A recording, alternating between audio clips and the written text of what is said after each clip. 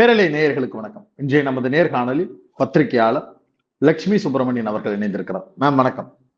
வணக்கம் மேம், தமிழ்நாட்டுல 39 தொகுதிகளும் பார்லிமெண்ட் ஹீட்ல இருக்கு.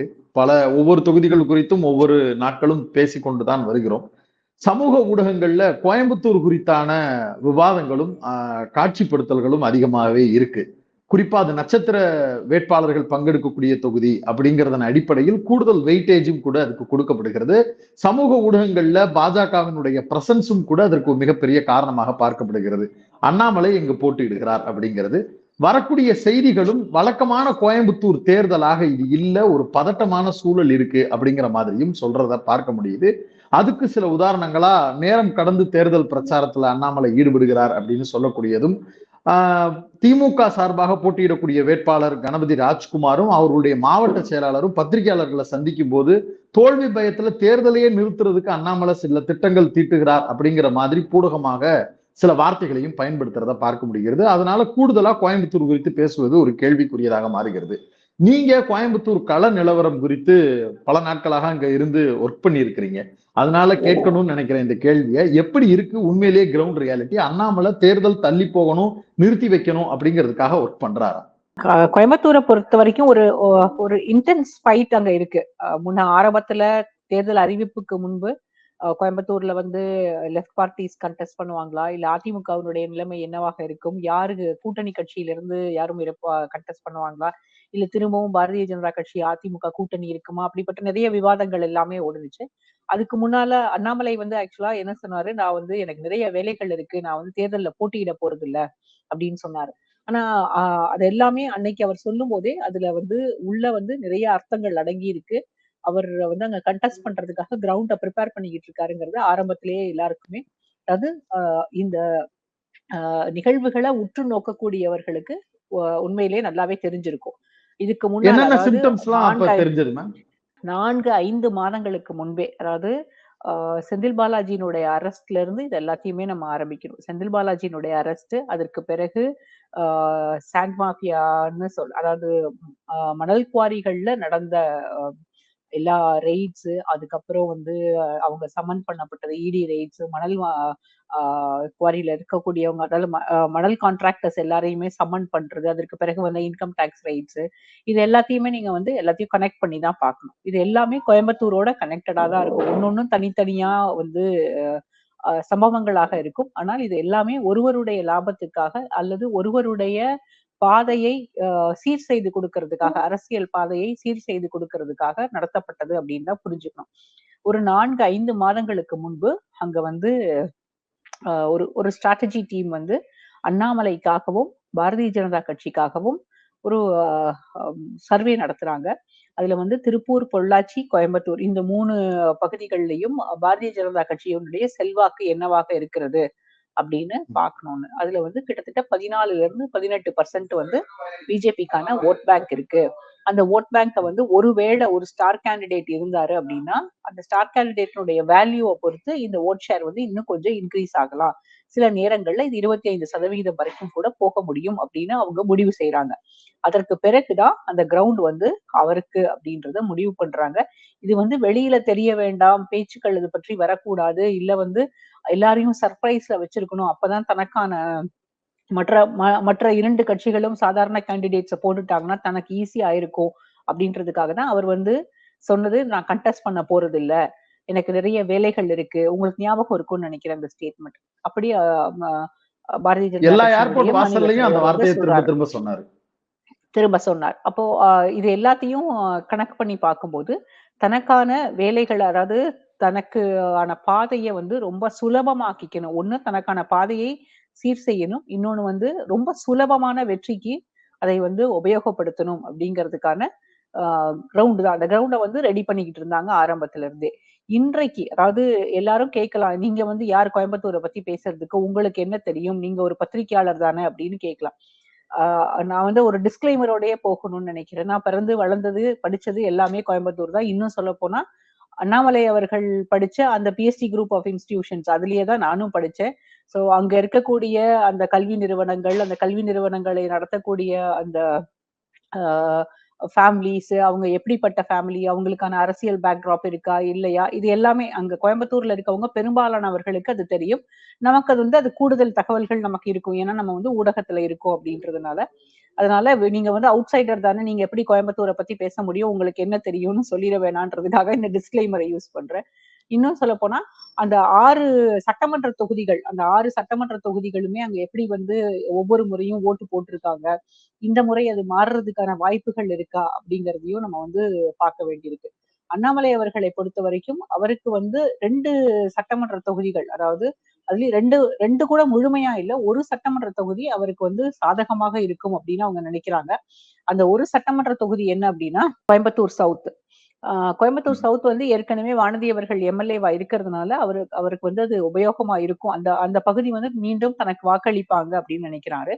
அதுல அங்க இருக்கக்கூடிய வாக்காளர்கள் பெரும்பாலும் இந்த அர்பன், இது கோயம்புத்தூரோட ப்ரொஃபைலே அதுதான், அர்பன் செமி அர்பன் தான். நீங்க ரொம்ப ரூரல் இருக்காது. ரொம்ப ரூரல் நீங்க பல்லடம் அந்த பகுதிகளுக்கு போனீங்கன்னா மட்டும்தான் ரொம்ப உள்ளுக்கு இருக்க ஓட்டர்ஸ் தான் ரூரலா இருப்பாங்க. பெரும்பாலும் செமி அர்பனா வந்துரும். இந்த செமி அர்பன் கான்ஸ்டிடுவன்சிஸ்ல நீங்க ஓட்டர்ஸ ரொம்ப சீக்கிரம் இன்ஃப்ளூயன்ஸ் பண்ண முடியாது. அங்க ஓட் பேங்க் ஏடிஎம்கேக்கு பெரும்பாலான வாக்குகள் அதிமுகவுக்கு, மீதி காங்கிரஸ், அது போக கம்யூனிஸ்ட் பார்ட்டிஸ், அந்த லேபர் ஓட்டர்ஸ் எல்லாமே கம்யூனிஸ்ட் பார்ட்டிஸ்க்கும், மிச்சம் திமுகக்கான வாக்குகளாகவும் இருக்கு. கொஞ்ச காலமா, அதாவது சில காலமாக ஒரு பாக்கெட், அதாவது ஒரு பகுதி சிட்டிக்குள்ள இருக்க ஒரு பகுதி மட்டும் அங்க இருக்கக்கூடிய ஹிந்தி ஸ்பீக்கிங் பீப்புள் அவங்க வழக்கமாக இப்போ சமீப காலமாக பாரதிய ஜனதா கட்சிக்கு வாக்களிப்பது அப்படின்னு முடிவு செஞ்சிருக்காங்க. ஆனா கோயம்புத்தூர் எப்போதுமே ஒரு ஹாட்பெட்டாவே இருந்திருக்கு. அது ஏன்னா அங்க RSS அமைப்புகள் முதல்ல ஷாக்கா நடந்ததும் கோயம்புத்தூர்ல தான். RSS ஷாக்கா நடந்ததும் கோயம்புத்தூருக்கு அந்த ஒரு லிங்க், அந்த சங்கோட ஒரு லிங்க் எப்போதுமே இருந்துட்டே இருந்திருக்கு. அது இவங்களுக்கு இந்த முறை கை கொடுக்கும் அப்படின்னு நினைக்கிறாங்க.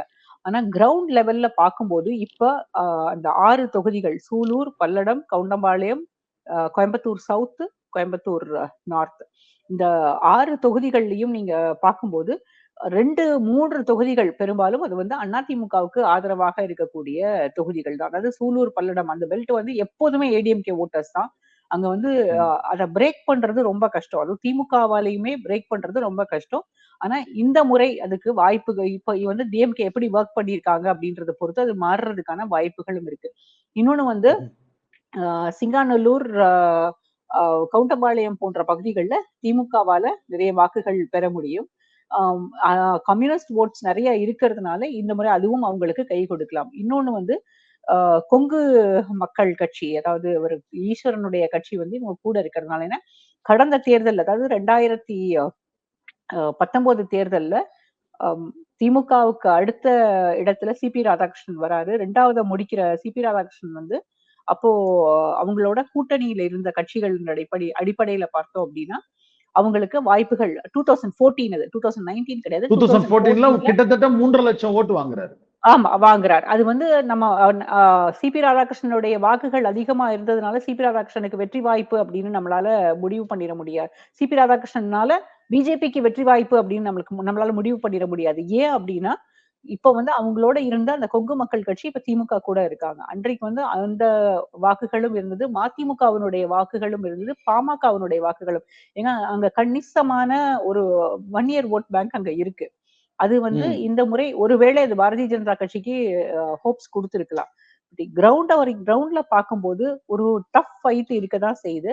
ஏன்னா இந்த ஃபர்ஸ்ட் டைம் ஓட்டர்ஸும் யங் விமன், அதாவது ஃபர்ஸ்ட் டைம் ஓட்டு போடக்கூடிய ஸ்கூல், அதாவது காலேஜ்ல படிக்கக்கூடிய பெண்களோ இல்ல இப்பதான் காலேஜ் கிராஜுவேட் ஆயிருக்காங்க அப்படின்னு இருக்கக்கூடியவங்க எல்லாம் அவங்களுக்கு இந்த ஐபிஎஸ் ஆபீசர், ஒரு ஐபிஎஸ் ஆபீசர் பொலிட்டிக்ஸ்ல இருக்காரு, அவரால இவ்வளவு அழகா பேச முடியுது அப்படின்ற அந்த அந்த ஒரு ஈர்ப்பு இருக்கு. அந்த ஈர்ப்பின் காரணமாக எனக்கு ஒரு சின்ன சந்தேகம்.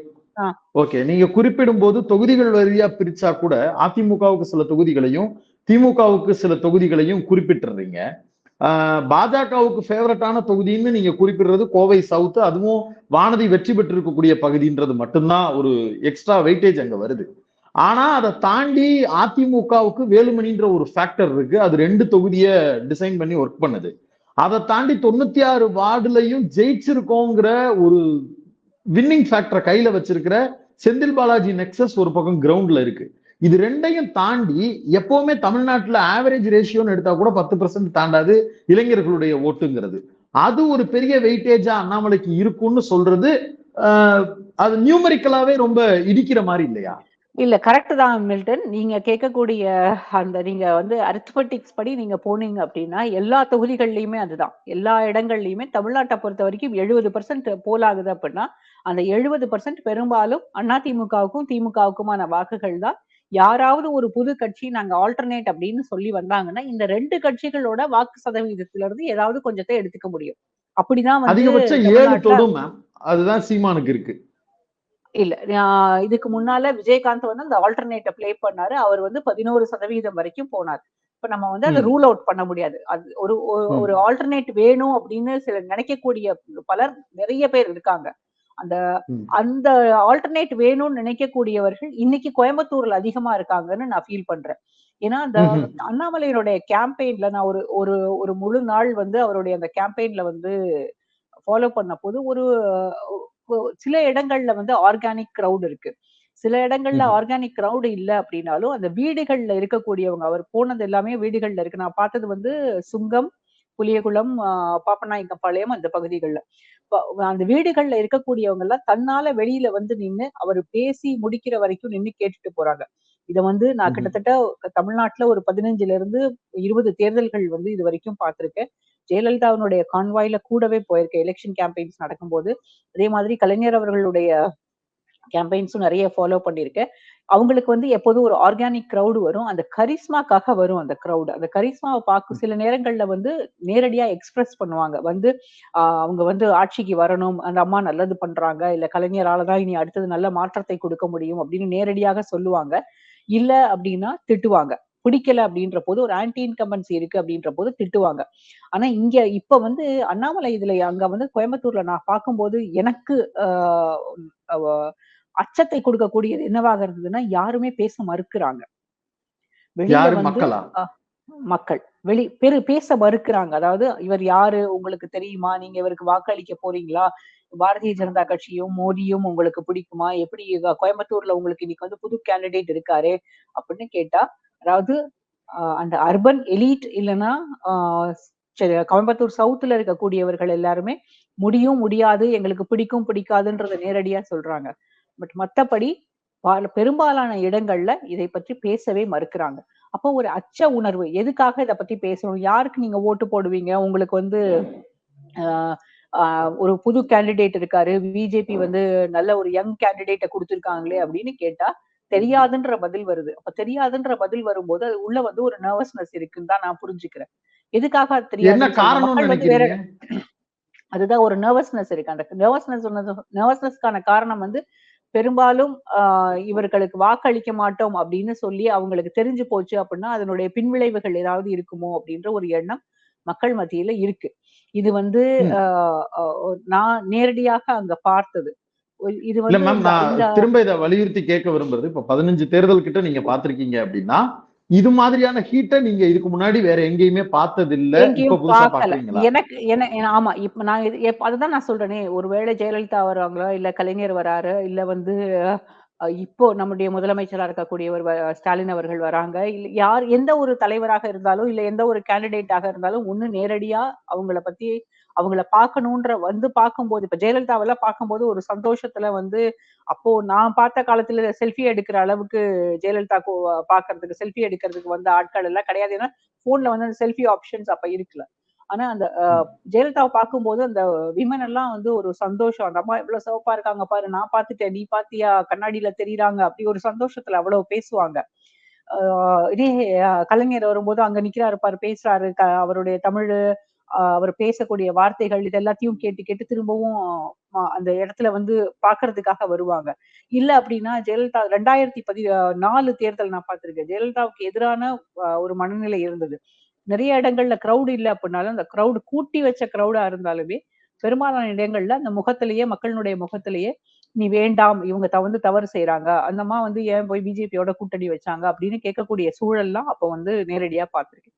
ஆனா இப்போ இந்த இடத்துல மக்கள் பேச மறுக்கிறாங்க. அந்த மறுக்கிறத வந்து நான் எப்படி புரிஞ்சுக்கிறேன் அப்படின்னா, ஒரு நர்வஸ்னஸ் அவங்களுக்குள்ள இருக்கு. அத வந்து எக்ஸ்பிரஸ் பண்ண விரும்பல அவங்க. யாருக்கு வாக்களிக்கணும் அப்படிங்கிறத எக்ஸ்பிரஸ் பண்ண விரும்பல அப்படின்னாலே, அதுக்குள்ள வந்து ஒரு ஒரு அச்ச உணர்வு இருக்கிறதுக்கான வாய்ப்புகள் அதிகம் இருக்கு அப்படின்னு மேம் தான் நான் கூடுதலா புரிஞ்சுக்கிறேன். புரிஞ்சுக்கிறதுக்கு கேக்குறேன். நீங்க அப்ரோச் பண்ணது மைனாரிட்டிஸா இல்ல காமன் பீப்புள் தானா? அது ஹிந்து காமன் அந்த பீப்பிள் பேஸ்ல தான். இருக்கக்கூடியதானா? நான் வந்து எனக்கு அவங்க வந்து எந்த கம்யூனிட்டிய சேர்ந்தவங்க, இல்ல எந்த ரிலிஜியன சேர்ந்தவங்கன்லாம் தெரியாது. நான் பேசினது வந்து சாதாரணமாக வெளியில வந்து கடை வச்சிருக்கவங்க, அந்த கேம்பெயின் அ நடக்கக்கூடிய பகுதிகள்ல அந்த பக்கம் கடை வச்சிருக்கவங்க, இல்ல அங்க வீடுகள்ல இருக்கக்கூடியவங்க வந்து வெளியில நின்னு பார்க்குறாங்கல்ல. அவங்க எல்லாரும் ம்ஹ்ம். அ அ அவங்க வந்து ஒருவேள அவங்களுக்கு ஏற்கனவே இன்ஃபார்ம்டா கூட இருக்கலாம். இன்ஃபார்ம்டா இருந்து வெளியில வந்து பார்க்கலாம்.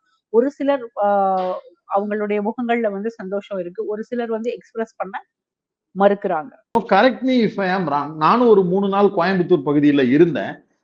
அங்கு சிறு குறு தொழில் முனைவோர்களாக இருக்கக்கூடிய பலரும் தங்களுடைய வருத்தங்கள பதிவு செஞ்சாங்க. எனக்கு வந்து ஒரு 2, 3 பெரிய நிறுவனங்கள் வைத்திருக்கக்கூடிய நபர்கள சந்திச்சேன். அவங்களும் சில பதட்டமான பதில்கள எனக்கிட்ட சொல்றாங்க. பட் ஆனா அத ஆன் ரெக்கார்ட் நீங்க பதிவு செஞ்சுக்க வேண்டாம் அப்படிங்கிறத கோரிக்கையா வச்சாங்க. அதனால நானுமே அந்த வீடியோல பதிவு செய்ய முடியல. பட் ஆனா அவங்களுக்கு சம்வேர் ஒரு பயம் இருப்பது போல அவங்களுடைய கருத்துக்கள முன் வச்சாங்க. நீங்க பார்த்த வரையில தொழில் முனைவோர்கள், பெரும் நிறுவனங்கள் நடத்துபவர்கள், இவர்களுக்கு பிஜேபி, அண்ணாமலை அதனுடைய கேண்டிடேட் உடைய வொர்க் அவுட்லாம் எப்படி இருக்கு மேம்? ஆ எனக்கு தெரிஞ்சு அங்க அங்க இருக்கக்கூடிய மேஜர் இஷ்யூ வந்து ஜிஎஸ்டி தான். அவங்க ம்ஹ்ம். வந்து தொடர்ந்து அந்த ஜிஎஸ்டி இஷ்யூஸ்க்காக தான் பெரிய அளவுல சென்ட்ரல் கவர்ன்மெண்ட் ஆனாலும் சரி, ஸ்டேட் கவர்ன்மெண்ட் ஆனாலும் சரி எல்லார்கிட்டயுமே பேசுறாங்க. அங்க இருக்கக்கூடிய அந்த எம்எஸ்எம்இஸ் ஒரு டிசிஷன் எடுக்குறாங்க. எம்எஸ்எம்இ ஓனர்ஸ் மற்ற அ இண்டஸ்ட்ரியல் அசோசியேஷன்ஸ் எல்லாம் ஒரு டிசிஷன் எடுக்குறாங்க அப்டின்னா, அது வந்து ஜிஎஸ்டி வந்து ஒரு மிகப்பெரிய காரணமாக இருக்கும். எப்படி வாக்களிக்கணும் அப்படின்றது முடிவு பண்றாங்க அப்படின்னா. இந்த தேர்தல்ல அதுக்கான வாய்ப்புகள் இருக்குன்னு நான் நினைக்கிறேன்.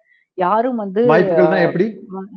அ எதிராக வாக்களிக்கிறதுக்கு கூட வாய்ப்புகள் இருக்கு. ம். பிஜேபிக்கு எதிராக வாக்களிக்கிறதுக்கு கூட வாய்ப்புகள் இருக்குன்னு நினைக்கிறேன்.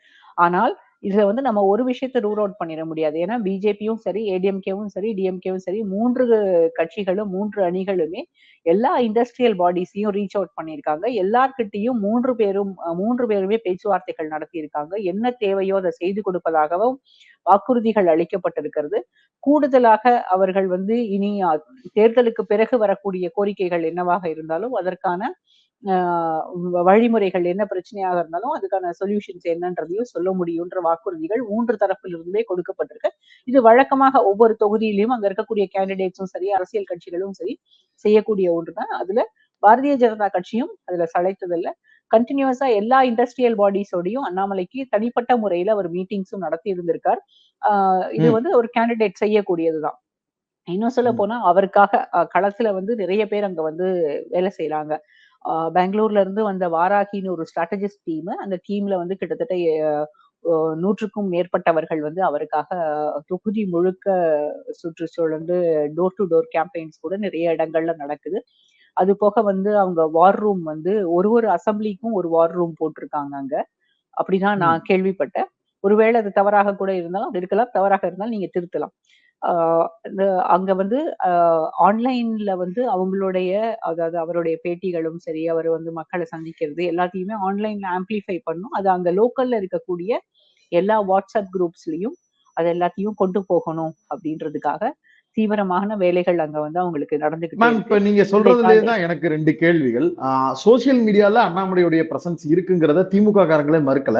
அவரு சோசியல் மீடியால தான் உருட்டிக்கிட்டு இருக்காரு. கிரவுண்ட்ல அவர் இல்ல அப்படிங்கிற வார்த்தைய டிஆர்பி ராஜா உட்பட கோயம்புத்தூர் கேண்டிடேட்டா இருக்கக்கூடியவரும், மாவட்ட செயலாளருமே கூட வெளிப்படையாக சொல்றாங்க. அது ஒரு பாயிண்ட் வச்சிடலாம். இப்ப இத வச்சு மட்டுமே அவர் அப்படியே குறிப்பிட முடியுமா அப்படிங்கிறதும் எனக்கு ஒரு கேள்வி. இன்னொரு கேள்வி 2014ல சிபி ராதாகிருஷ்ணனுக்கு கிடைத்த அந்த 3 லட்சத்தி சில்ற 3.5 லட்சம் கிட்டத்தட்ட இருக்கக்கூடிய வாக்கு அப்படிங்கிறது வந்து பிஜேபிக்கு கிடைத்த வாக்குகளாவே கன்சிடர் பண்ணா கூட ஜிஎஸ்டிங்கிற ஃபேக்டர் அன்னைக்கு கிடையாது. இன்னைக்கு ஜிஎஸ்டிங்கிற ஃபேக்டர் எங்களுக்கு பெரிய டேமேஜிங்கா இருக்கு. அதனால இந்த முறை நீங்க நினைக்கிற சிபி ராதாகிருஷ்ணன் லெவலுக்கு கூட இது வராதுன்னு ஒரு நெரேட்டிவ் சொல்றாங்க. அது உண்மைதானா? அந்த நம்பர்ஸ்ல அண்ணாமலைக்கு அடி வாங்குறது அப்படிங்கறத எப்படி புரிஞ்சுக்கிறது? சோசியல் மீடியால அவங்களோட பிரசன்ஸ் அதிகமா இருக்கு. வெளியில பாக்குறவங்களுக்கு அண்ணாமலை வந்து ஒரு மிகப்பெரிய தலைவர். அவர் வந்து பெரிய அளவுல வெற்றி பெற போறார் அப்படிங்கிறது வெளியில சோசியல் மீடியால இருந்து பார்க்கக்கூடியவங்களுக்கு அ கிடைக்கக்கூடிய செய்தியாக இருக்கு. அப்படிதான் நீங்க வந்து அத டிஸ்மிஸ் பண்ணிற முடியாது. ஏன்னா கிரவுண்ட்ல அவருக்கான ஆட்கள் வேலை செய்துகிட்டு தான் இருக்காங்க. கிரவுண்ட்ல வந்து ம்.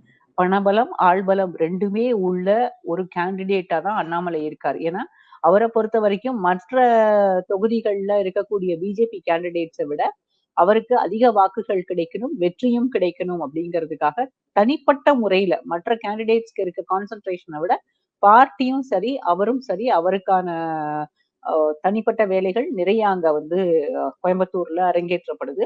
நிறைய ஆட்கள் அவருக்காக வேலை செய்றாங்க. இன்னும் சொல்லப்போனா வந்து, ஆ சில பிசினஸ் பீப்பிள் கூட அவருக்காக டீம்ஸ் போட்டு அங்க வொர்க் பண்றாங்க. ஸ்ட்ராட்டஜி டீம் வொர்க் ம்ஹ்ம். பண்றாங்க. அவரோட ஆன்லைன் டீம் வொர்க் பண்றாங்க. அவருக்குன்னு தனியா வார் ரூம்ஸ் போடப்பட்டிருக்கு. அ அது போக வந்து டோர் டூ டோர் கேம்பெயின்ஸும் நடக்குது. அ இல்ல ஸோ மேம், அ இந்த பக்கம் டிஆர்பி ராஜா வந்து இண்டஸ்ட்ரி மினிஸ்டர். அவரும் அங்க வந்து இருக்கிறாரு. அது போக அவங்களுக்கு வார் ரூம் இருக்கிற மாதிரி திமுகவுக்கு ஐடி விங் இருக்கு. இவரும் அது ஐடி விங் உடைய ஹெட். ஈக்குவல் பண்ற மாதிரியான ஒரு டஃப்பான நபரா தானே ராஜா இருக்கிறாரு. அவருடைய ஒர்க் இல்ல இல்லையா? நான் வந்து டிஎம்கே வொர்க் பண்ணலன்னு சொல்லிலாம் நான் டிஸ்மிஸ் பண்ணல. திமுகவுடைய ம்ஹ்ம். வேலை வந்து இன்னும் ஆழமாக இருந்திருக்கணும் அப்படின்னு நான் ம்ஹ்ம். நினைக்கிறேன். ஏன்னா, டிஆர்பி ராஜாவ பொறுத்தவரைக்கும் அது வந்து ரொம்ப சேலஞ்சிங்கான ஒரு டெரெய்னா தான் இருக்கும் அவருக்கு. ஏன் அப்படின்னா, ம்ஹ்ம். அவர் வந்து அந்த தொகுதிக்கே புதிய ஒருவர். அவரு அமைச்சராக இருந்தாலும், இதுக்கு முன்னால நெறைய தேர்தல்கள் வெற்றி பெற்றிருந்தாலும், எல்லா தேர்தல்கள்லயும் எப்படி வேலை பார்க்கணும் அப்படின்னு இருந்தாலும், அங்க இருக்கக்கூடிய அந்த லோக்கல்ல இருக்க டிஎம்கே ஆட்கள் கிட்ட இருக்கக்கூடிய அக்செப்டன்ஸ் ஒரு பெரிய இஷ்யூவா இருக்கும். ஏன்னா, செந்தில் ம்ஹ்ம். பாலாஜிக்கு வந்து அது சேலஞ்சிங்கா தான் இருந்தது. ஏன்னா, செந்தில் பாலாஜியே தொகுதிக்கு வெளியாளு அப்படின்னு தான் பார்க்கப்பட்டவர். ராஜாவுக்கும் அதே தான் சேலஞ்சு. அங்க டிஎம்கேல ம். இருக்க ஆட்கள் அவர எப்படி அக்செப்ட் பண்ணிக்கிறாங்கன்றத பொறுத்தும் தான் நம்ம வந்து அத இல்ல பேச மேம், இது முடியும். அப்படியே திமுகல அண்ணாமலைக்கும் பொருந்தது இல்ல மேம். அண்ணாமலையும் வெளியூர்க்காரர் தானே? அண்ணாமலை வெளியூர்க்காரர் தாங்க. அண்ணாமலை வந்து கரூர சேர்ந்தவர். நீங்க இதுல அங்க இருக்கக்கூடிய அந்த காஸ்ட் ஈக்குவேஷன்ஸையும் நல்லா புரிஞ்சுக்கணும். நீங்க கணபதி ராஜ்குமாரும் சரி, அ சிங்கை ராமச்சந்திரனும் சரி, 2 பேருமே அந்த தொகுதியை சேர்ந்தவர்கள் தான். ஆனா அண்ணாமலை வந்து வெளியில இருந்து வர ஒருத்தர். 2வது அந்த அந்த கம்யூனிட்டிக்குள்ளேயே சேலம், ஈரோடு, கோயம்புத்தூர் இந்த பகுதிகள்ல இருக்கக்கூடிய அ ஆட்களுக்கும், கரூர்ல இருந்து வரக்கூடியவங்களுக்கும் வந்து ஒரு அந்த கம்யூனிட்டிலயே ஒரு டிஃபரன்ஸ் உண்டு எப்போதுமே. அவங்க வந்து ஓ! பெரும்பாலும் வந்து நேரடியாக சேர்த்துக்கக்கூடிய ஆட்களாக இருக்க மாட்டாங்க.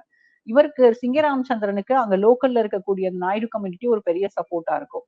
இவருக்கு கணபதி ராஜ்குமாருக்கும் கவுண்டர் கம்யூனிட்டி சப்போர்ட்டா இருக்கும். இவரும் கவுண்டர் தான் அப்டின்னா கூட அண்ணாமலை அவர்களும் ஆனால் அவர் வந்து வெளியில இருந்து வந்த ஒருவராக தான் பார்க்கப்படுறார். அவருக்கு அது சேலஞ்ச் தான். இல்லன்னு நான் சொல்லல. ஆனால் அவங்க வந்து நான் திரும்பவும் அதே இடத்துக்கு தான் வரேன். பணபலமும், ஆள்பலமும் அதிகமாக இருக்கு. அது 2யும் வச்சு பெரிய அளவுல அங்க எல்லா மெஷினரியும் அவங்க எவ்வளவுக்கு எவ்வளவு முடியுமோ அவ்வளவு தூரம் யூஸ் பண்றாங்க. இன்னொன்னு ஒண்ணு நான் இங்க வந்து சுட்டிக்காட்டணும்னு நினைக்கிறேன். ஒரு மருத்துவமனையில, அதாவது சரவணம்பட்டியில உள்ள ஒரு மருத்துவமனையில ஐடி ரெய்ட் நடக்குது. சில 100 கோடிகள் வந்து அங்க இருந்து கைப்பற்றப்படுது. அது பத்தின செய்திகள் ஏதாவது பெரிய அளவுல வெளியில வந்ததா? நான் உங்கள நான் கேட்கிறேன் வந்து. பார்த்தேன் செய்தி. ஆமா. நான் செய்தி. பார்த்தேன் அந்த அது செய்தி. வந்து ஆமா. பெரிய பேசு பொருளாக மாறுனுச்சா? மாறல, மாறல. ஆ ஏன் மாறல? ஆ இதுக்கும் இப்ப இருக்கக்கூடிய தேர்தல்களையும் ஏன் பொருத்தி பார்க்கக்கூடாது? ஏன்னா ட்ரெயின்ல பிடிப்பட்ட நயினார் நாகேந்திரனுடைய பணம் பெரிய அளவுல அது பேசு பொருளாகுது. அங்க வந்து அவர ம். வந்து கன்டெஸ்ட் பண்ணக்கூடாது இனிமே. இது அவர வந்து டிஸ்குவாலிஃபை பண்ணணும். கான்டெஸ்ட்ல இருந்தே இருக்கக்கூடாது அப்படின்னு வழக்குகள் எல்லாமே திருநெல்வேலி கோர்ட்ல தொடரப்படுது. ஆ அது ம். அது வந்து பெரிய அளவுல ஊடகங்கள்லயும், மற்ற இடங்கள்லயும், எல்லா இடங்கள்லயுமே பேசப்படுது. இன்னும் சொல்லப்போனா நாமக்கல் கேண்டிடேட் ஒருத்தருடைய பணம் கூட பிடிக்கப்படுது. அதுவுமே பெரிய அளவுல பேசப்படுது. ஆனா கோயம்புத்தூர்ல நடந்த இந்த ஐடி ரெய்டு மட்டும் ஏன் பேசப்படுது? ம். சரவணம்பட்டிக்கும், பாரதிய ஜனதா கட்சிக்கும், இல்ல பாரதிய ஜனதா கட்சியினுடைய மாநில தலைமைக்கும் என்ன தொடர்புகள் இருக்கு அப்படின்றதையும், ஆ நெறைய சமூக வலைதளங்கள்ல, சமூக ஊடகங்கள்ல எப்போதுமே அது வந்து பேசப்பட்டிருக்கு. அதுக்குள்ள நான் ஸ்பெசிபிக்ஸ்க்குள்ள போக விரும்பல. ஏன்னா அது டெஃபமேட்டரி ஆயிரும். அதனால அதுக்குள்ள போக விரும்பல. இந்த ஹாஸ்பிட்டல் நடந்த இந்த ஐடி ரெய்டு அது பத்தின பேச்சுக்கள் வெளிய வராம போனதுக்கான நெறைய ரீசன்ஸும் இருக்கு. இல்ல மேம், கேம்பெயின்ல இன்னொன்னு இருக்கிற திமுகவும் இத கேம்பெயின்ல பயன்படுத்தலாமே. வேலுமணி தரப்பும் இத பயன்படுத்தலாமே. அவங்க எல்லாம் இல்ல ஏன் என்ன பயன்படுத்தாம இருக்காங்க? எனக்கு 2 விஷயம். ஒண்ணு வந்து வேலுமணி தரப்ப வந்து நம்ம வந்து 11 எம்எல்ஏக்கள் கிட்டத்தட்ட அந்த பகுதியில வந்து 11 எம்எல்ஏக்கள் இருக்காங்க. வானதி அவர்கள தவிர. எல்லா எம்எல்ஏக்களும் அதிமுகவினுடைய வெற்றிக்காக இப்ப வந்து வேலை செய்றாங்க. எல்லாருமே கிரவுண்ட்ல தான் இருக்காங்க. ஆனா கடைசி 2 நாட்கள் அந்த அ வேலுமணியினுடைய அந்த மெஷினரி எப்படி வொர்க் பண்ணுது அப்படின்றது, அந்த எலக்ஷன் மெஷினரி எப்படி வொர்க் பண்ணுதுன்றத நம்ம பார்க்கணும். ஏன்னா என்ன நான் எப்படி புரிஞ்சுக்கிறேன் அப்படின்னா, அதிமுக சில பகுதிகள்ல தமிழ்நாட்டினுடைய சில இடங்கள்ல கடைசி 2, 3 நாட்கள் பெரிய அளவுல அமைதியாயிருவாங்க. வேலுமணி உள்பட பெரிய அளவுல அமைதியாயிருவாங்க அப்படின்னு தான் நான் புரிஞ்சுக்கிறேன். ம். அது வந்து அந்த ரொம்ப வேகமாக அவங்க களத்துல வேலை பார்க்கக்கூடிய அளவுக்கு இருக்காது. ஏன்னா நெறைய ஏற்கனவே அண்ணாமலை வந்து சொல்லியிருக்காரு. அதிமுக காணாமல் போகும் அப்படிலாம் சொல்லியிருக்காரு. அது ஏன் அதிமுக வந்து எதிர்த்து தானே இப்ப வந்து பேசுறாங்க. அவங்க வந்து வேகமா வேலை பார்க்க மாட்டாங்கன்னு எப்படி நீங்க சொல்லுவீங்கன்னு கூட கேட்கலாம். இதற்கு நிறைய காரணங்கள் அங்க வந்து நிறைய காரணங்கள் அங்க லோக்கல்ல இருக்கக்கூடிய இஷ்யூஸ் எல்லாமே நிறைய இருக்கு.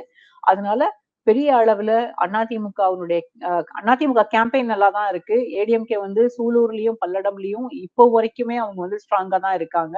இல்லன்னு நான் சொல்லல. திமுகவை பொறுத்தவரைக்கும் டிஎம்கேக்கான வோட்டர்ஸும், காங்கிரஸ் வோட்டர்ஸும் அங்க தான் இருக்கு. அங்க வந்து ஸ்ட்ராங்கா தான் இருக்காங்க. அங்க இருக்கக்கூடிய மைனாரிட்டி வோட்ஸும் அவங்களுக்கு போல் ஆகுறதுக்கான வாய்ப்புகள் இருக்கு. ஆனா கடைசி நேரத்துல ஏதாவது ஒரு விதத்துல எலெக்ஷனை ஒண்ணு கவுண்டர்மேன் பண்ணிரணும். இல்ல வந்து ம். கன்ஃபியூஷன்ஸ வந்து அதிகம் பண்ணணும். அப்ப வந்து அது வந்து டைவர்ஷனரி டாக்டிக்ஸ் தான். முந்தா நாள் அந்த கேம்பெயின்ல வந்து நைட்டு போய் ரொம்ப நேரம் கழிச்சு கேம்பெயின் பண்ணது, போலீஸ் வந்து ஸ்டாப் பண்ணது, அதுக்கு பிறகு வந்து அத பத்தி பேச வேண்டாம். பேசக்கூடாது அப்படின்னு சொன்னது, அதுக்கு பிறகு நிறைய வாக்குவாதம் நடந்தது. இது எல்லாத்தையும் நம்ம பார்த்தோம். ஆனா இது எல்லாமே டைவர்ஷனரி டாக்டிக்ஸ் தான். இங்க வந்து நம்ம நம்ம என்ன பண்ணுவோம், அந்த சண்டை போடுறத பத்தி மட்டும் தான் நம்ம எல்லாருமே பேசிக்கிட்டு இருப்போம். வெளியில இருக்கக்கூடியவர்களும் அததான் பேசிட்டு இருப்பாங்க. ஆனா அவருக்கான வேலைகள் உள்ள வந்து நிறைய அங்க கீழ கிரவுண்ட்ல வொர்க் பண்ணக்கூடிய ஆட்கள், புதிய ஆட்கள நிறைய பேர். அதாவது வெளிமாநிலங்கள்ல இருந்து உத்தரப்பிரதேசத்துல இருந்து வந்த ஆட்களும் அங்க உண்டு. ஆந்திர பிரதேஷ்ல இருந்து வந்த ஆந்திராவில இருந்து வந்திருக்கக்கூடிய ஆட்களும் இருக்காங்க. அவருக்காக வொர்க் பண்ணக்கூடியவங்க. அதாவது ஆந்திராவில இருந்து வந்திருக்கக்கூடியவர்கள் அங்க தெலுங்கு ஸ்பீக்கிங் பாப்புலேஷன் மத்தியில வொர்க் பண்றதுக்காகவும், ஆ அ உத்தரப்பிரதேஷ்ல இருந்து வந்தவங்க சில இடங்கள்ல கிரவுண்ட்ல வந்து வொர்க் பண்றதுக்காகவும் அவருக்காக கூட்டிட்டு வரப்பட்டிருக்காங்க. ஒருவேளை தேர்தலுக்கு ஒரு நாள் முன்பாக இவர்கள் எல்லாம் அங்க இல்லாம வெளியில போனாலும் வாய்ப்பு இருக்கிறது. இல்ல அங்கேயே இருந்தா கூட நமக்கு தெரியாது. அண்ணாமலை அவர்கள பொறுத்தவரைக்கும் எப்படியாவது ஜெயிக்க வைக்கணும். அவரு அவருடைய முயற்சியை தாண்டி பாரதிய ஜனதா கட்சியினுடைய முயற்சியும் அங்க வந்து அவருக்கு ஃபேவரபிளா அவர எப்படியாவது ஜெயிக்க வைக்கணும்.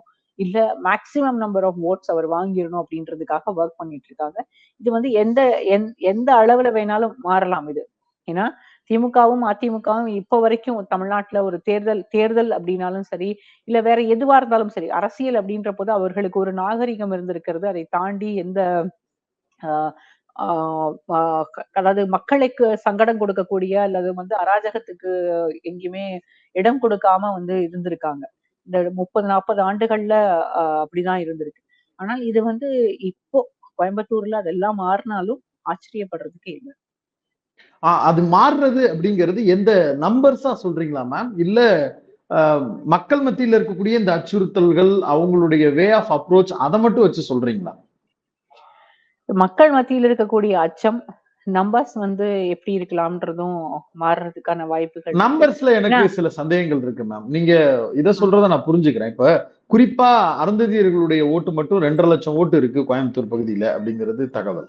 ஆ, திமுகவுக்கு இருக்கக்கூடிய இன்னைக்கு அந்த பெண்கள் ரூபாய் 1000 இலவச பஸ் இந்த ஃபேக்டர்ஸோட சேர்த்து அருந்ததியர்களுடைய ஓட்டு, அப்புறம் வழக்கமா டிபிக்கலா திமுகவுக்குன்னு இருக்கக்கூடிய ஒரு வாக்கு, அதிமுகவுக்குன்னு இருக்கக்கூடிய வாக்கு, இது எல்லாம் பிரிஞ்சாலும் கூட நீங்க எந்த நம்பர்ஸ் வைஸ்ல நீங்க எப்படி யோசிச்சு பார்த்தாலும் 18% 20% அண்ணாமலை தொடர்றதுங்கிறது எப்படி கணக்கு பண்ணி கூட்டல் கழித்தல்னு மாத்து போட்டாலும் அது நகலாதே. அது எப்படி நம்பரா வரும் நம்ம அப்படிங்கிறது நம்ம மட்டும் எனக்கு அப்படிதான் புரிபடல. அப்படிதான் மில்டன். எனக்கும் அப்படிதான். நான் நம்பர்ஸ் எல்லாம் கால்குலேட் பண்ணாலும், நீங்க வந்து நான் ஒரே ஒரு சின்ன நீங்க கேட்கறதுக்காக நான் நம்பர்ஸ் இன்னும் கொஞ்சம் தெளிவா சொல்றேன். ம். 20,58,000 வாக்காளர்கள் இருக்காங்க. கோயம்புத்தூர் ஆமா. எம்பி கான்ஸ்டிட்யூவன்சிக்கு, அதாவது லோக்சபா கான்ஸ்டிட்யூவன்சிக்கு 70% போல் ஆகுதுன்னு வச்சுக்கோங்க நீங்க. அப்போ ம். 15 லட்சம் வாக்குகள் போல் ஆகுது. 15 ம். லட்சம் வாக்குகள் போல் ஆகுது அப்படின்னா, ஜெயிக்கக்கூடிய நபர் வந்து 6ல இருந்து 7 லட்சம், மேக்சிமம் 8 லட்சம் ஓட்டு வாங்கணும். அப்பதான் வின் பண்ண முடியும். அடுத்து 6 2வது வந்தாலே முடிக்கக்கூடியவர் போதுமானது. 4 முனை இருக்கு. 6 போதுமானதா தான் ஆமா இருக்கும். 6.5 லட்சம் வாக்குகள் வாங்கணும். அப்ப 6.5 லட்சம் வாக்குகள் பிஜேபிக்கு அங்க இருக்கா? பிஜேபிக்கு நீங்க சிபி ராதாகிருஷ்ணன் வாங்கின ஓட்டு 3,80,000 ஓட்டு வச்சுக்கோங்க. அண்ணாமலைக்காக ஒரு 1 லட்சம் ஓட்டு வச்சுக்கோங்க. அவருக்கு மோடிக்காக ஒரு 1 லட்சம் ஓட்டு வச்சுக்கோங்க. அப்ப கூட உங்களுக்கு 5 லட்சம் ஓட்டு தான் அள்ளி வரும். அள்ளி வராது. கொடுத்தா கூட அது 5 கொடுத்தாலும் தாண்டாது. வராது. நான் என்ன சொல்றேன், இந்த கால்குலேஷன் போட்டோம்னா நம்ம வந்து நமக்கு நம்மளுடைய எண்ணம் எப்படி இருக்குன்னா, அவருக்கு பிஜேபிக்கு வெற்றி வாய்ப்புகள் இல்லை, அண்ணாமலை அவர்களுக்கு வெற்றி வாய்ப்புகள் இல்லை அப்படின்ற எண்ணத்துக்குள்ளதான் நம்ம போவோம். ஆனால் அவங்க வந்து இத மாத்துறதுக்கு கீழே வந்து ரொம்ப நிறைய வேலைகளை செய்துகிட்டு இருக்காங்க. ஆள்பலம், பணபலம் 2மே. அங்க வந்து மேன் அண்ட் மசில் பவர் வந்து ரொம்ப பெருசா இருக்குன்றதான் நான் சொல்றேன். இன்னும் சொல்ல போனா சூலூர், பல்லடம், சிங்காநல்லூர் இந்த பகுதிகள்ல எல்லாத்துலயுமே வந்து சிங்காநல்லூர் வந்து நான் ஆரம்பத்துல கவுண்டம்பாளையம்னு சொல்லிட்டேன். சிங்காநல்லூர் ஒரு கான்ஸ்டியூன்சி. சிங்காநல்லூர் இங்க எல்லாமே வந்து பெரிய அளவுல கேஷ் ஃபார் ஓட்ஸ்க்கான வேலைகள் நடந்துகிட்டு தான் இருக்கு. ஏன்னா நாங்க வந்து ₹1 கூட பணம் கொடுக்க மாட்டோம், ஓட்டுக்கு பணம் கொடுக்க மாட்டோம் அப்படின்னு சொன்னாலுமே எல்லா கட்சிகளுமே எல்லா கட்டத்திலையும் பணம் கொடுக்கதான் செஞ்சிருக்காங்க. அப்ப ஏன் வந்து நயினார் நாகேந்திரனோட பணம் இப்ப வந்து பிடிபட்டது? அவர் பிஜேபி வந்து கேஷ் ஃபார் ஓட்ஸ் காசு கொடுக்கறது இல்லையா வாக்குகளுக்கு? வாக்குகளுக்கு பணம் கொடுக்கல அப்படின்னா நயினார் நாகேந்திரனுடைய பணம் பிடிப்பட்டது வந்து எதுக்காக அப்படின்ற ஒரு கேள்வி வரும். அவர் எதுக்காக இந்த பணம் கொண்டு போனாங்க அப்படின்ற கேள்வி வரும். பாரதிய ஜனதா கட்சியை பொறுத்த வரைக்கும் அவங்களும் வந்து ஒரு பெரிய உத்தமர்கள் அப்படின்னு நம்ம சொல்லிட முடியாது. எல்லா கட்சிகளுமே திமுகவா இருக்கட்டும், அதிமுகவா இருக்கட்டும், இல்ல காங்கிரஸா இருக்கட்டும், இல்ல பிஜேபியா இருக்கட்டும், இல்ல வெளிமாநிலங்கள் இருக்கக்கூடிய மற்ற எந்த கட்சிகளா இருக்கட்டும், எல்லாருமே வந்து ஓட்டுக்கு பணம் கொடுக்கதான் செய்யறாங்க. அந்த ஓட்டுக்கு பணம் கொடுக்கக்கூடியது இந்த முறை அங்க வந்து அந்த ஸ்கேல் வந்து அதிகமாக போகுது. அந்த ஸ்கேலை வந்து அந்த ஸ்கேலை இன்க்ரீஸ் பண்றதுக்கு அதுக்கு வந்து வந்து நம்ம யாருக்கு கொடுக்கணும் அப்படின்னா, கிரெடிட்ஸ் வந்து யாருக்கு கொடுக்கணும் அப்படின்னா பிஜேபிக்கு கொடுக்குறோம். இப்ப அவங்களுடைய போட்டி இருக்கிறதுனால இங்க வந்து பாரதிய ஜனதா கட்சியும் சரி, அதிமுகவும் சரி, திமுகவும் சரி எல்லாருமே அங்க பணம் கொடுக்கதான் போறாங்க. அதுவும் வந்து நீங்க சொன்னீங்க பாத்தீங்களா, அந்த அருந்ததியர்கள் வாக்கு அதிகமாக இருக்குன்னு, அந்த பகுதிகளை டார்கெட் பண்ணி அங்கதான் அதிகமான பணம் கொடுக்கப்படும் அப்படின்னு நான் நினைக்கிறேன். புரியுது. அண்ணாமலை தரப்புமே பணம் கொடுக்கிறது அப்படிங்கிற கிரவுண்டுக்குள்ளதான் வருவாங்கன்றீங்க. எல்லாருமே கொடுப்பாங்க. திமுகவும் கொடுப்பாங்க, அதிமுகவும் கொடுப்பாங்க. அதே மாதிரி அண்ணாமலை அவர்கள் தரப்புல இருந்து பணம் கொடுக்கப்படும். எல்லாரும் மேம், இப்ப அஸ் அ ஜேர்னலிஸ்ட் நீங்க எனக்கு ஒரு விஷயம் மட்டும் உதாரணத்தோட சொன்னா நல்லா இருக்கும்னு நினைக்கிறேன். இப்ப நீங்க சொல்ற அந்த நம்பர்ஸ் வந்து எனக்கு வந்து ஒரு மேஜிக்கா தோணுது. இது ஏதோ ஒரு மேஜிக் நடந்தாதான் இப்படி வரும் அப்படிங்கிற மாதிரி தோணுது. அது மாதிரி ஏதாவது கிரவுண்ட் லெவல்ல இதுக்கு ப்ரீவியஸ் இயர்ஸ்ல நம்மளுக்கு நடந்து அப்படி ஒரு ரிசல்ட் வந்திருக்கா? கடந்த காலங்கள்ல அப்படி ஒரு வரலாறு இருக்கா? எனக்கு தமிழ்நாட்டு லெவல்ல ஏதாவது ஒன்று சொல்ல முடியுமா? 2016 தேர்தல் ஒரு முழுக்க ஒரு தேர்தல் முழுக்கவே வெறும் பணம் கொடுத்து கிட்டத்தட்ட 670 கோடி ரூபாய் செலவிடப்பட்டு அதிமுக ஜெயிக்கிறதுக்கு அது வந்து உதவி பண்ணது. அது வந்து நான் ஒரு ஆர்டிக்கிளே எழுதியிருக்கேன். 2019 எலெக்ஷனுக்கு கொஞ்ச நாள் முன்னால எழுதின ஆர்டிக்கிள். அது இன்கம் டாக்ஸ் இன்வெஸ்டிகேஷன்ல இன்கம் டாக்ஸ் வந்து வேற ஒரு வழக்குல விசாரணை நடத்துறாங்க. அப்ப அவங்களுக்கு நிறைய டாக்குமெண்ட்ஸ் கிடைக்குது. அந்த டாக்குமெண்ட்ஸ் அடிப்படையில விசாரணை நடத்தப்படுது. அப்ப வந்து அதிமுகவினுடைய தலைமை பொறுப்பில் இருக்கக்கூடியவர்கள், அதாவது ஜெயலலிதாவை தவிர, அப்ப ஜெயலலிதா இருந்தாங்க, ஜெயலலிதா அல்லாம மற்றவர்கள் வந்து அதுல குறிப்பிடப்பட்டிருக்கு. அமைச்சர்களாக இருந்தவர்கள், அந்த 4 அணியில இருந்தவர்கள், அவர்களுடைய பேர் வந்து அந்த இன்கம் டாக்ஸ் இன்வெஸ்டிகேஷன் ரிப்போர்ட்ல அவங்க வந்து சிபிடிடிக்கு அனுப்பிச்சிருக்காங்க. சிபிடிடியை வந்து எலெக்ஷன் கமிஷனுக்கு அனுப்பி இது வந்து நீங்க வந்து நடவடிக்கை எடுக்கணும் அப்படின்னு சொல்லியிருக்காங்க. அதற்கு பிறகு அது என்ன ஆச்சுன்னு எனக்கு தெரியாது. கிட்டத்தட்ட 670 கோடி செலவு பண்ணப்பட்டது. எப்படி வந்து வாக்காளர்களுக்கு பிரிச்சு, அதாவது 70% டார்கெட் பண்ணி எப்படி பணம் கொடுத்தாங்க அப்படின்றது அந்த இன்கம் டாக்ஸ் இன்வெஸ்டிகேஷன் ரிப்போர்ட்ல அன்னைக்கு இருந்தது. அதுல வந்து சில நபர்கள், இன்றைக்கு பாரதிய ஜனதா கட்சியில புதிதாக சேர்ந்திருக்கக்கூடிய ஒரு சில நபர்கள் உள்பட அதுல வந்து விசாரணைக்கு உட்படுத்தப்பட்டிருக்கிறார்கள். நிறைய பேர் மேல அப்ப வந்து வழக்குகள், இன்கம் டாக்ஸ் டிபார்ட்மெண்ட் வந்து வழக்குகள் தொடர்ந்தது. அந்த வழக்குகளுடைய நிலை என்ன அப்படின்றது எனக்கு இன்னைக்கு தெரியாது. நான் அதுக்கு பிறகு அதை ஃபாலோ பண்ணல. ஆனா ஒரு எலெக்ஷனையே வந்து பணம் கொடுத்து வாங்க முடியும் அப்படின்றது அது வந்து ஒரு மிகப்பெரிய உதாரணம். இன்னொன்னு வந்து அன்றைக்கு வந்த மக்கள் நல கூட்டணி 2016 வந்து மக்கள் நல கூட்டணி. அதுவும் வந்து அந்த பெரிய அளவுல வின்னிங் இருந்த பெர்சன்டேஜே அரசியல் தான். 1% தானே போச்சு. ஆமா. பெரிய அளவுல ப்ளே பண்ணப்பட்ட அரசியல் தான் அது. அதுக்காக வந்து ஒரு பெரிய மெஷினரியே வொர்க் பண்ணுச்சு. அந்த வேலைகள் எல்லாமே வந்து மக்கள் நல கூட்டணி ஸ்பாயில் பண்றதுக்கும், இவங்க குடுத்த பணம், அதிமுக குடுத்த பணம் மீண்டும் அவங்க வந்து அந்த ஆட்சிய வந்து தக்க வைத்துக் கொள்வதற்கும் அவர்களுக்கு அன்றைக்கு உதவியாக இருந்தது. அது வந்து ஆர்டிக்கிளே எழுதினேன். 2019ல எழுதினேன். ஆ அது புரிஞ்சுக்கிறேன்.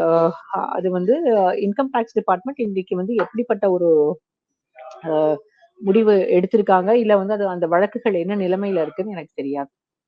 புரிஞ்சுக்கிறேன் மேம். இப்ப எனக்கு கூடுதலா இருக்கக்கூடிய ஒரு சில கேள்விகள். அண்ணாமலையுடைய ஒர்க் இதெல்லாம் இப்படி இருக்கு.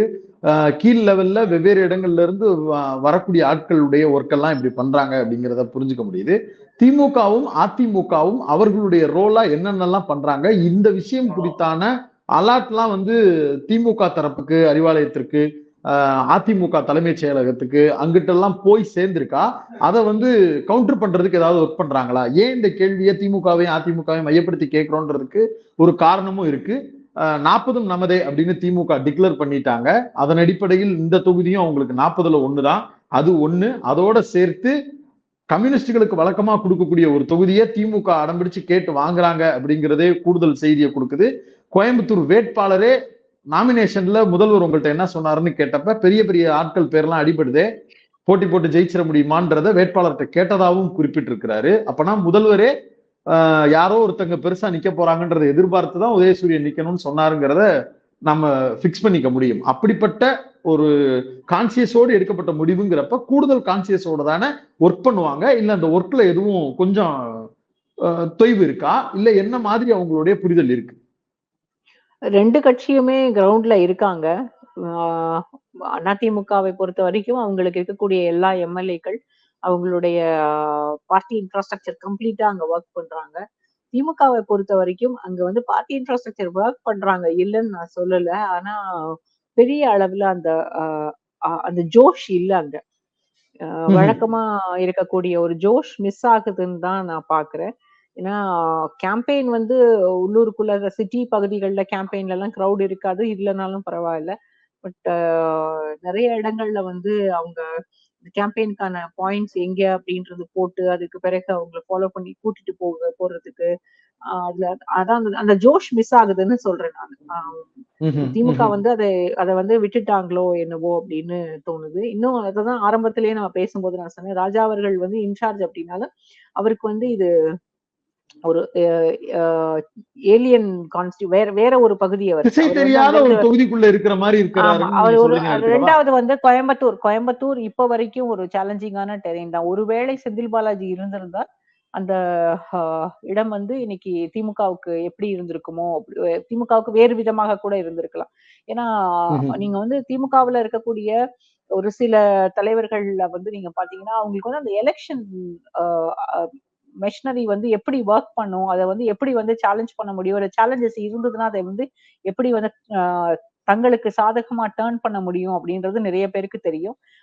நீங்க குறிப்பிடுறதுல இருந்து பார்க்கும்போது செந்தில் பாலாஜி ஃபேக்டர் இல்ல அப்படிங்கிறது வந்து கிரவுண்ட்ல ஒரு மாதிரி ஒர்க் அவுட் ஆகுற மாதிரியான சென்ஸ்ல நீங்க சொல்ற மாதிரி ஒரு பொருள் படுது. பட் அது இருக்கு ஆமாவா இல்லையா நீங்க கிளியர் பண்ணிக்கோங்க. அதை தாண்டி செந்தில் பாலாஜி என்னமோ ஜெயில இருந்து எல்லா டைரக்ஷனும் கொடுக்குறாரு, அவர் கூடவே இருந்துதான் எல்லா வேலையும் பாக்குற மாதிரியான ஒரு பொருள் இருக்குன்னு தான் அண்ணாமலையும் பத்திரிகையாளர் சந்திப்புல பேசுறாரு. ஊடகங்கள்லயும் செய்திகள் அப்படியெல்லாம் வெளியிடப்படுகிறது. உண்மையிலேயே நீங்க சொல்றத பார்த்தா அந்த பிரசன்ஸ் இல்லாத மாதிரி தான் தோணுது. எப்படி புரிஞ்சுக்கிறது? ஜெயில்ல இருந்து எப்படிங்க இயக்க முடியும்? முதல்ல நீங்க சொல்லுங்க. அவர் வந்து ஈடி தான் அவர அரெஸ்ட் ஓவர் த போன் பண்ணியிருக்காங்க. பேசுறாரு ராஜாட்டன்றாங்க. எப் போன்ல பேசி என்ன போன்ல அதாவது செந்தில் பாலாஜியும், ராஜாவும் 2 பேரும் ஒரே லெவல்ல இருக்கக்கூடிய கேபினெட்ல இருக்கக்கூடிய மினிஸ்டர். செந்தில் பாலாஜி ராஜாவை எப்படி இயக்க முடியும்? இல்ல நேரடியா பேசணும் அப்படின்னா, முதலமைச்சர்ட்டயே பேசிட்டு போகலாமே. எதுக்கு வந்து ராஜா கிட்ட பேசணும்? இல்ல நேரடியா வந்து கணபதி ராஜ்குமார்ட்டயே பேசலாமே. இது எனக்கு வந்து அ இதுல உண்மை இருக்கும் அப்படின்னு தோணல. ஒருவேளை அவரு அ ஆரம்பத்துல அதாவது கணபதி ராஜ்குமார் அவர்கள் செந்தில் பாலாஜியால் தேர்வு செய்யப்பட்ட ஒருவர் அப்படிங்கிறது உண்மை. அதுல எந்த மாற்று கருத்தும் யாருக்கும் இருக்க முடியாது. அ அவர் வந்து ஏற்கனவே அதிமுகவில இருந்து வந்தவர். அதாவது அதிமுகவில இருந்து அமமுக, அமமுகவில இருந்து இங்க வந்தவர் அப்படின்ற போது, அவரும் செந்தில் பாலாஜியோட இங்க கட்சியில வந்து இணைஞ்சவர் தான் அப்படின்றது தெரியும். ஆனா ஜெயில்ல இருந்து இயக்குகிறார் எல்லாத்தையும். கிரவுண்ட்ல என்ன நடக்குதுன்னு இப்ப வந்து நானும் நீங்களும் பேசிட்டு இருக்கோம். உங்களுக்கு வந்து நான் போன்ல வந்து இன்ஸ்ட்ரக்ஷன்ஸ் கொடுக்குறேன். நீங்க வந்து சொன்ன வேலையை ஆமா நான் செஞ்சுட்டேன்னு தான் சொல்லுவீங்க. அவர் அங்க ஜெயிலுக்குள்ள இருந்து ஆமா அவர் செஞ்சுட்டாரு அப்ப வெற்றி பெற்ற முடியும்னு நினைச்சுக்க முடியுமா? அதுக்கு வந்து வாய்ப்பு இல்ல. எனக்கு டெய்லி தெரிஞ்சு வண்டி போயிட்டு வர்ற மாதிரியே பேசுறாங்களே மேம். அது அவர் வந்து பாத்துக்கிட்டே இருக்காரு. அப்படி என்னமோ அப்ப கோயம்புத்தூர் எப்படி முழுக்க அப்ப சிசிடிவி வச்சு பாக்குற இல்ல மாதிரி. இல்ல அப்ப வந்து எப்படி இடி வந்து அதெல்லாம் பார்த்துட்டு சும்மா தான் இருக்காங்களா? இடி வந்து ஒவ்வொரு முறையும் அவருடைய பெயில வந்து சேலஞ்ச் பண்ணும்போது அவர் வந்து ஆ வெளியில வந்தா இன்ஃப்ளூயன்ஸ் பண்ணுவாரு அப்படின்னு சொல்றாங்க ஒரு ஒரு முறையும். இப்ப வந்து உள்ள இருந்தே இன்ஃப்ளூயன்ஸ் பண்ணக்கூடியவரு வந்து எதுக்காக வெளியில வரணும்னு கேட்கணும். உள்ள இருந்தே இந்த மாரி இன்ஃப்ளூயன்ஸ் பண்ணிட்டே போகலாமே! ஜெயிலுக்குள்ள ம். இருந்தே. இதுல வந்து உண்மை அப்ப இருப்பதற்கான அண்ணாமலை இப்படி வாய்ப்புகள் வைக்கக்கூடிய மிக குறைவு. அலிகேஷனுக்கு காரணம் என்ன? அவர் ஐபிஎஸ் ஆபீசர் தான். இப்படி ஒரு பக்கம் திருப்ப வேண்டிய தேவை எங்க இருந்து வருது? அது வந்து டைவர்ஷனரி டாக்டிக்ஸ் தான். திரும்பவும் அததான் சொல்றேன். எதுக்காக திருப்புறாங்க அப்டின்னா, அதாவது தனக்கு ஒரு ஒரு தோல்வி அப்டின்ற போது, இந்த மாதிரி எல்லாம் என்னைய வந்து தோக்குறதுக்கு, இல்ல வந்து என்ன என்னை எதிர்த்து நிக்கிறதுக்கு திமுக வந்து இத்தனை வியூகங்கள வகுத்திருக்காங்க. நான் வந்து அவ்ளோ ஸ்ட்ராங்கஸ்ட் பெர்சன். என்ன வந்து எதிர்க்கிறதுக்கு அவங்களுக்கு நிறைய பலம் தேவையாக இருக்கிறது. அப்படி அண்ணாமலை வந்து கட்டாயம் இங்க வெற்றி பெற முடியும்னு நினைச்சிருந்தாருன்னா, முதல்ல இடி வந்து செந்தில் பாலாஜி அரெஸ்ட் பண்ணியிருந்திருக்க கூடாது. 2வது வந்து தமிழ்நாடு முழுக்க நடந்த மணல் குவாரிகள்ல நடந்த இடி ரெய்ட்ஸும் நடந்திருக்க கூடாது. இது 2ம் நடந்ததுக்கான காரணம் நான் திரும்பவும் நம்ம ஆரம்பிச்ச இடத்துக்கே வரேன். இது 2ம் நடந்ததுக்கான காரணம் என்னன்றத நீங்க கனெக்ட் பண்ணி பாருங்க. இன்னைக்கு கோயம்புத்தூர்ல போய் கிரவுண்ட்ல பார்க்கக்கூடிய ஆட்களையும் பார்த்தோம் அப்படின்னா, இதுல இருக்க ஆ அண்ணாமலை எல்லா அம்சங்களும் புரியும். எல்லாத்துக்கும் புரிஞ்சுக்கிறேன். அண்ணாமலை எல்லாத்துக்கும் முதல்ல நின்னு அறிக்கையும் பதிவும் எழுதக்கூடிய நபர். மணல் மாஃபியா இது குறித்தான பாலிடிக்ஸ் பத்தி எந்த வார்த்தையும் சொல்லாம இருக்கிறதுக்கு பின்னாடி இருக்கக்கூடிய அரசியல்ல இருந்து தான் அவருக்கான களத்தை நம்ம புரிஞ்சுக்கணும்னு நீங்க சொல்றீங்க, ரைட்? ஆ மில்டன் நீங்க வேற வார்த்தைகள்ல அத போடுறீங்க. நான் வந்து ஏற்கனவே சொன்னதோட அத முடிச்சுக்கிறேன். Right ma'am. ஒரு நீண்ட உரையாடல். பல்வேறு விஷயங்களை, அதுவும் குறிப்பா கோயம்புத்தூர் குறித்தான பல்வேறு விஷயங்களை மிக தெளிவாக பார்வையாளர்களுக்கு எடுத்து சொல்லியிருக்கிறீங்க. உங்களுடைய நேரத்துக்கும் உங்களுடைய கருத்துக்களுக்கும் மிக்க நன்றி மேம். Thank you.